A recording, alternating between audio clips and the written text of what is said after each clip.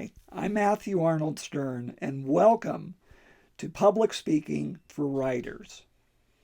Things are opening up again, which means we have a lot of things that we can look forward to. Like I'm looking forward to getting a haircut.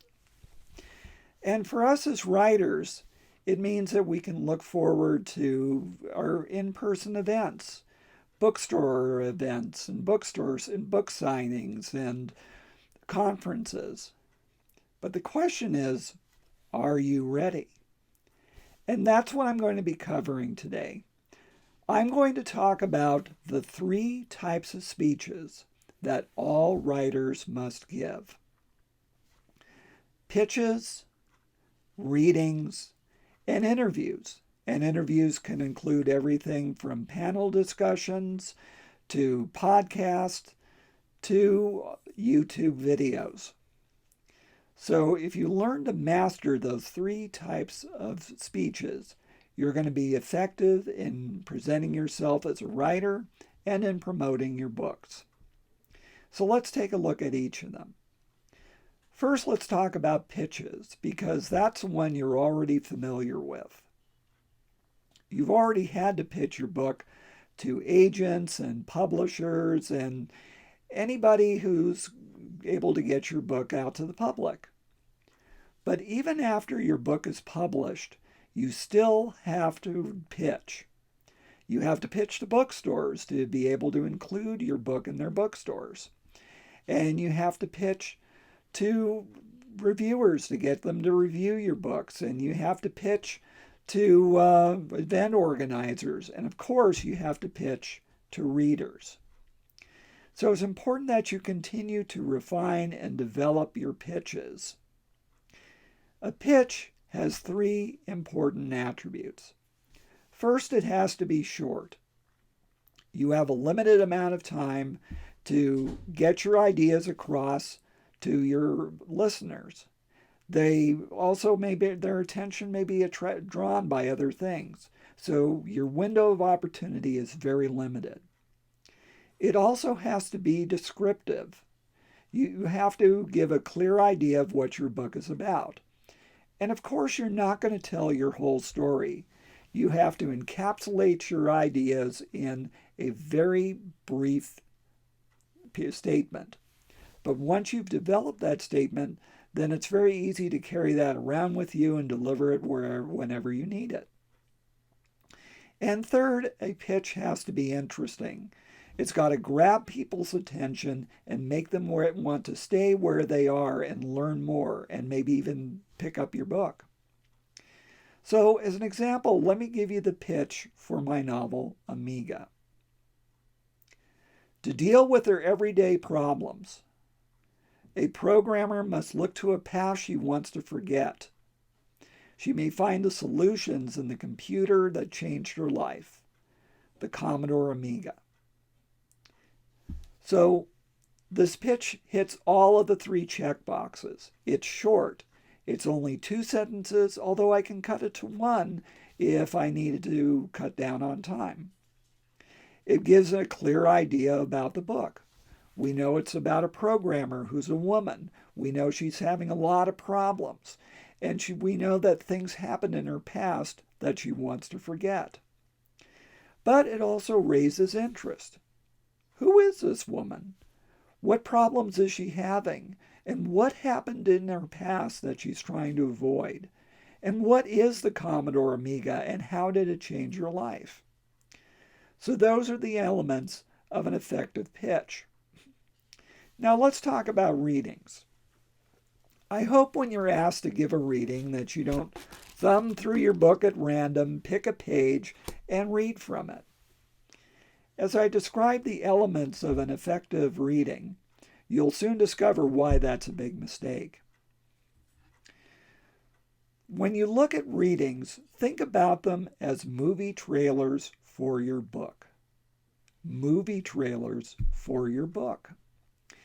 And you can think about the movie trailers you've seen, the really good ones that made you want to go out and watch that movie. They have several things. First, we see a character. We may not know a lot about that character.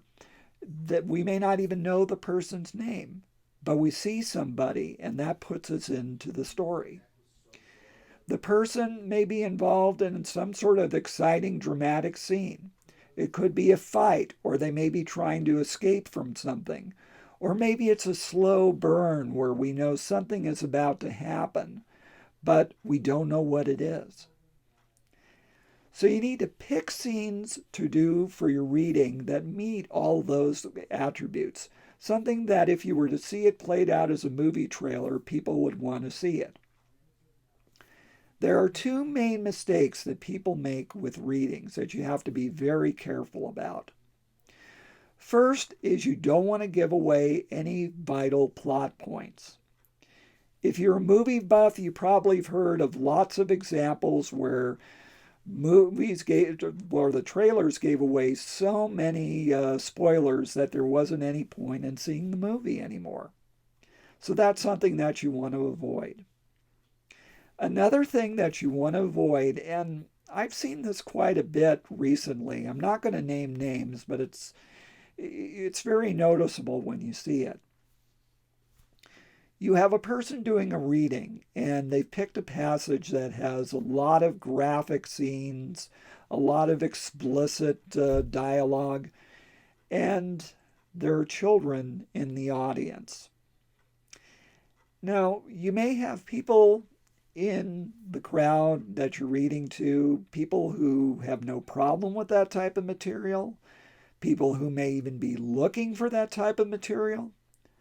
But if they're staring around the room and they see parents covering their children's ears or starting to give grimaces and uncomfortable looks, then you've turned them off. You've turned everybody off. So when you pick those passages to do a reading from, you need to make sure that they are appropriate for a general audience. And again, you can look to movie trailers as an example. Movie studios will produce two types of trailers, green band and red band. The green band trailers are the ones you normally see on television or in the movie theaters. They have a green screen at the beginning, and they'll have some statements such as approved for general all audiences or approved for appropriate audiences. And even if the movie has an R rating, they're not going to show the R-rated stuff. They'll still show enough of the action, but they're not going to show anything that the audience isn't expecting. So if you're going to give public readings, then you want to do the green band version of your material. It's also helpful to have some red band versions of your readings. Now, red band trailers, you don't see those very often. They're not going to be in the movie theaters. You actually have to go to the movie's website to view them or to see them on YouTube. And they'll have some sort of link in social media that says, come see the uncensored, uncut red band trailer of our new movie. Use this link. Because they want people to give their permission to view that type of content. And what's in a red band trailer? They lean into the R-rated stuff. They do more than just show it. They highlight it. And if you're asked to do a reading on erotica or grimdark night, it's good to have that type of material available to do readings from. Now, the third type of speech is the interview. This includes panel discussions and includes something that's been a real lifesaver for us during this lockdown period, and that is podcast and YouTube videos. And what's great about these online videos and podcasts is that you can reuse them on your website. You can share them on social media. They are great resources. And in fact, if you go to my website, MatthewArnoldStern.com, and you click the Amiga Now Available link, you could see some of the video interviews that I've done with different people. So they're really good marketing tools to have. But you got to be able to do your interviews well. The first thing is you should come prepared. You should have an idea of what type of questions are going to be asked, so that way you can put together some good answers or interesting stories to tell. So if you prepare for an interview, sometimes the moderator will give you questions in advance. Sometimes they don't. And if they don't, what you can do is you can find out from the description of the presentation what type of material is going to be covered. And also, if you're going to be doing a podcast or a YouTube video, make sure that you see prior episodes so you can get an idea of what type of questions the person asks and who is the audience for this program, and how is this person's personality, so you can develop a good repartee when you talk with that person. Now, during the interview, you have to remember to answer the questions directly. A big mistake that often happens is that, and you'll see this a lot on cable news, that somebody will be interviewed and they're asked a question, then they'll do everything but answer that question. They'll preamble, they'll go on tangents, and eventually you realize that that person didn't answer the question at all. So when you're asked a question, answer it promptly and completely. The other thing you need to do in an interview is you have to be mindful of the time. Don't think that just because you have a question that you're going to be able to launch into a 15-minute speech, because the interviewer has lots of other questions to ask, and if you're on a panel, other people need to have their turn to speak. But you don't want to be so short that you're not taking advantage of your time and you're forcing the interviewer to fill a lot of empty air. So be receptive and be aware of how much time you're using. Sometimes when you've gone on too much or too long, the interviewer may interrupt you to start another question. Or if you're too short, the interviewer may ask you a follow-up. But you have to be aware and remember that interviews are supposed to be conversational. And if you need more help about how to do interviews and other types of impromptu speaking, I suggest reading my book, Mastering Table Topics.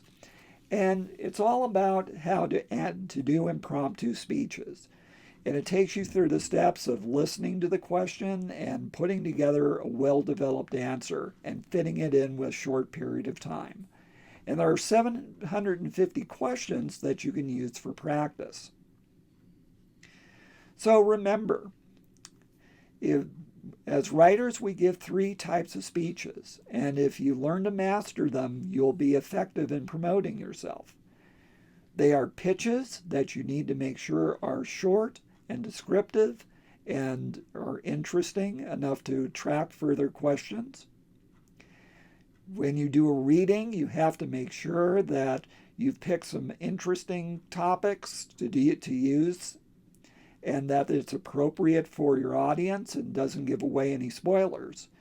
And third, for interviews, you need to come prepared to know what type of questions are going to be asked, and you answer questions promptly, and you're mindful of the time.